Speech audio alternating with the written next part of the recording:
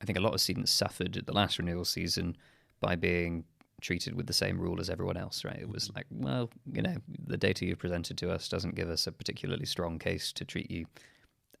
Here's your rate increase. And you just kind of had to take it unless you could prove that we should be treated differently because our customers, our policyholders, X environment that's special in our case.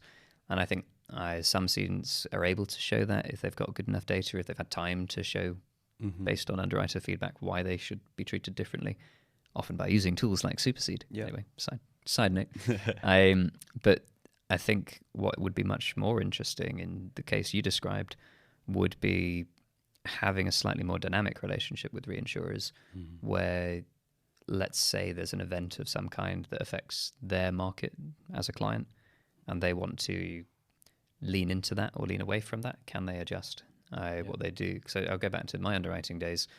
We would have to come up with premium estimates that we would put forward in October before January, for example, and say, this is how much premium we think we're going to write in this class of business in each of these regions and types of property, for example, over the next year, based on a estimate of how much we will have written by the end of this year. And then the reinsurers in turn would look at that and go, as we would when we were looking at the clients we took on, and say, okay, so how good was their estimate last year? They were way off. They actually wrote way more or way less than they thought they would, based on this other incomplete bit of data they've given us.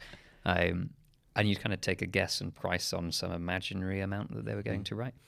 But obviously during the year, if you look at, well, let's say it was an aviation book, and suddenly 9/11 happens or all your flights going to Russia and the war happens, you might suddenly stop business at that point.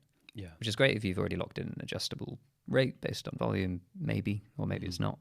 But it might be that something else happens that means that, suddenly somebody's realized that flood is a peril and everybody in our local market now wants to buy flood insurance. And we only agreed at the beginning of the year with our reinsurer that we could offer this much coverage, which means we can't respond to that market's need, which has arisen in September.